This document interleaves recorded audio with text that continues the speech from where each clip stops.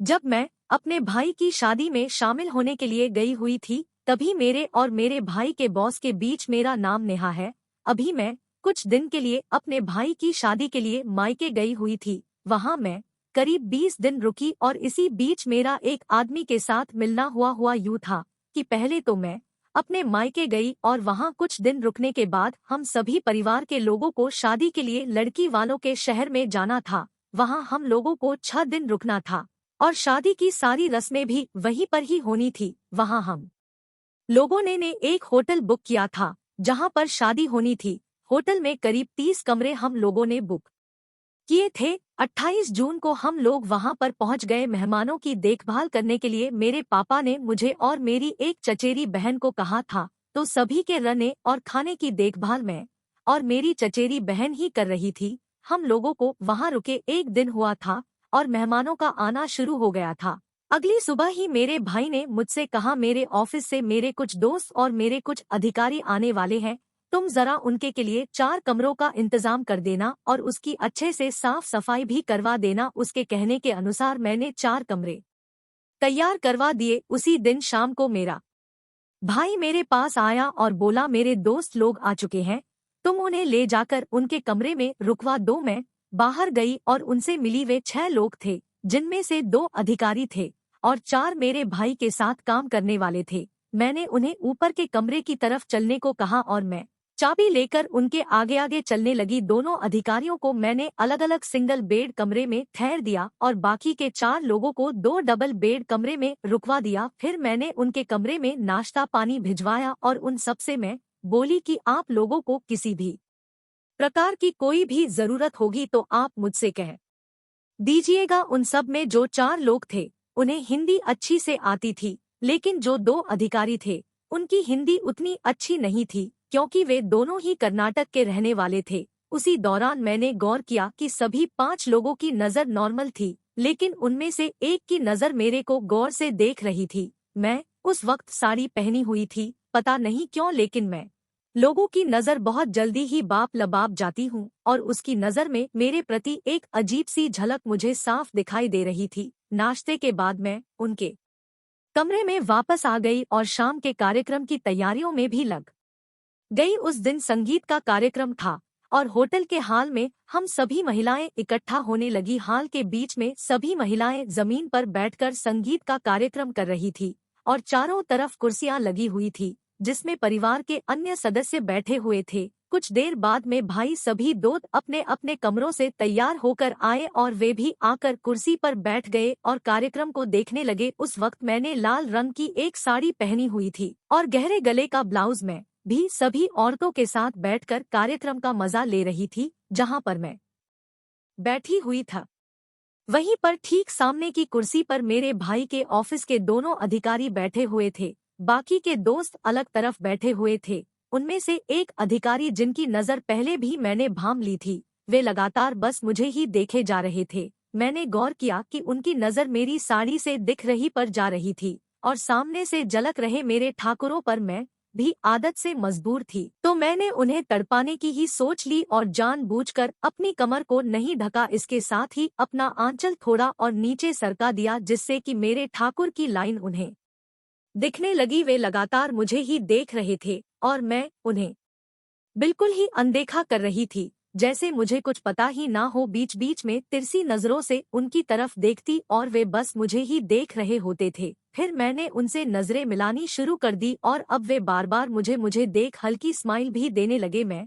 भी अब उन्हें थोड़ा भाव देने लगी और मैं भी स्माइल करते हुए उन्हें देखने लगी। जब तक संगीत का कार्यक्रम चला वे वहीं पर ही बैठे रहे। इसके बाद सब लोग खाना खाने के लिए दूसरे हॉल में चले गए। वहां पर सभी लोग अपनी अपनी प्लेट लिए हुए खाना खाने में व्यस्त थे। मैं भी अपनी प्लेट में खाना लेकर एक कुर्सी पर जाकर बैठकर अपनी एक रिश्ते के साथ खाना खा रही थी। कुछ देर बाद ही मेरी वह रिश्तेदार भी चली गई और मैं वहां पर अकेली बैठी हुई खाना खा रही थी। मुझे अकेली देखकर वह मेरे पास आ गए और मेरे सामने बैठकर मुझसे बात करते हुए खाना खाने लगे। उन्होंने मेरा नाम पूछा और मैंने भी उनका नाम पूछा। बातों ही बातों में उन्होंने बताया कि वे कर्नाटक के रहने वाले हैं।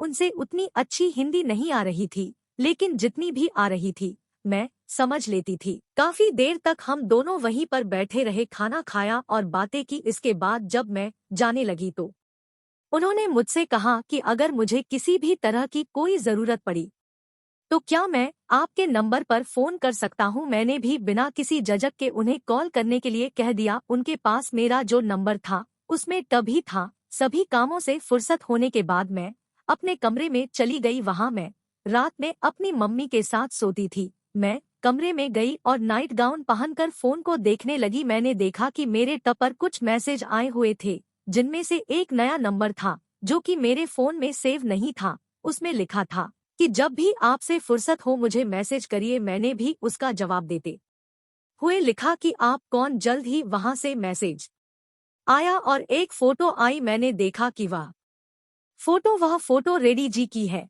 मैं समझ गई कि यह उनका ही नंबर है। फिर वहां से मैसेज आया, क्या आप मेरे लिए पीने के पानी का प्रबंध कर सकती हैं, क्योंकि मेरे रूम में पानी नहीं है। मैंने ओके लिखकर हाँ कह दिया। इसके बाद मैंने पहले सो कि किसी को कहकर पानी भिजवा दूं, लेकिन उनका कमरा ज्यादा दूर नहीं था, इसलिए मैं खुद ही पानी की बोतल लेकर उनके कमरे की तरफ चली गई। मैं उस वक्त गाउन में थी और दुपट्टा भी नहीं डाला हुआ था। मेरे दोनों ठाकुर सामने से तने हुए थे। मैंने कमरे के बाहर खड़ी होकर घंटी बजाई। आई और रेडी जी ने दरवाजा खोला। सबसे पहले उनकी नजर मेरे ठाकुरों पर गई। मुझे देख उनकी नजर में एक अलग ही चमक थी। वे उस वक्त हाफ पैंट और बनियान में ही थे। मैंने उन्हें पानी दिया और जाने लगी। उन्होंने कहा, कुछ देर रुकोगी नहीं क्या। मैंने कहा, जी अभी नहीं, क्योंकि अभी मुझे सोना है और कल सुबह जल्दी भी उठना है। उन्होंने मुझे गुड नाइट कहा और मैं वहां से वापस अपने कमरे में आ गई। अगले दिन कोई कार्यक्रम नहीं था और सभी लोग बिल्कुल ही फ्री थे, इसलिए सभी लोग बाहर घूमने के लिए चले गए। होटल में मैं, मेरे भाई और मम्मी बस रुके हुए थे। थोड़ा बहुत काम निपटाने के बाद मैं होटल के पीछे बने हुए गार्डन में टहलने के लिए चली गई। मैं गार्डन में अकेली ही टहल रही थी। कुछ देर में मैंने देखा कि रेडी जी भी वहां पर आ गए और मेरे पास आकर बोले, आप नहीं गई क्या बाहर घूमने। मैंने उत्तर दिया, नहीं मैं नहीं गई, क्योंकि मम्मी के साथ मुझे कुछ काम करवाना था। वे बोले, मैंने कमरे की खिड़की से तुम्हें यहाँ टहलते हुए देखा तो आ गया। अगर तुम बुरा ना मानो तो मैं कुछ देर तुम्हारे साथ समय बिता सकता हूँ। मैंने कहा, जी क्यों नहीं, वैसे भी मैं यहाँ अकेली बोर हो रही थी। हम दोनों में बातें होने लगी और हम दोनों बात करते हुए गार्डन में टहलने लगे। रेडी जी मुझसे मेरे पति और मेरे ससुराल के बारे में पूछने लगे और मैं भी उनसे उनके परिवार के बारे में पूछती रही। उन्होंने बताया कि उनके घर में उनकी बीवी और 2 बेटे हैं। बात करते हुए रेडी जी ने कहा, तुम बहुत खूबसूरत हो, तुम्हारा चेहरा काफी अच्छा लगा मुझे और तुम्हारा स्वभाव तो उससे भी अच्छा है। अब उनको क्या पता था कि मैं उनके मन को पहले दिन ही भाप चुकी थी और उनकी नजर मेरे ऊपर थी, यह मैं जान चुकी थी। ऐसे ही वह बीच बीच में मेरी तारीफ करते रहे और मैं बस मुस्कुराती हुई उनकी बातें सुनती रही। करीब 1 घंटे तक हम दोनों वहीं पर बैठे हुए बात किए और फिर वापस होटल में लौट आए। इसके बाद मैं दोपहर का खाना खाने के बाद अपने कमरे में आराम करने चली गई। मैं कमरे में अकेली थी, तभी मोबाइल में रेड्डी जी का मैसेज आ गया। व रेड्डी जी ने मुझसे कहा, क्या हम दोनों में दोस्ती हो सकती है। मैं सब समझ रही थी। कुछ देर बाद मैंने शर्त के साथ हाँ कह दिया कि आप यह बात अपने तक ही रखेंगे और इसके लिए वह भी तैयार हो गए। उस दिन शाम 4 बजे तक हम दोनों की बातें होती रही। मैं बस यही सोच रही थी कि यह सब बस फोन तक ही सीमित रहने वाला है, यहाँ ऐसा कुछ ज्यादा होने वाला नहीं है, क्योंकि यहाँ ऐसा मौका ही नहीं मिलने वाला कि हम दोनों के बीच कुछ हो और शादी होने के बाद मैं अपने घर चली जाऊंगी और रेडी जी वापस कर्नाटक चले जाएंगे। इसलिए 4 दिन बस ऐसे ही टाइम पास चलेगा। लेकिन रेडी जी ने तो मुझसे भी आगे की सोच रखी थी। आगे जो हुआ उसकी मुझे कोई भी उम्मीद नहीं थी, क्योंकि इतने भीड़ भाड़ में हम दोनों का मिलना नामुमकिन ही था। लेकिन किस्मत में कुछ और ही लिखा था।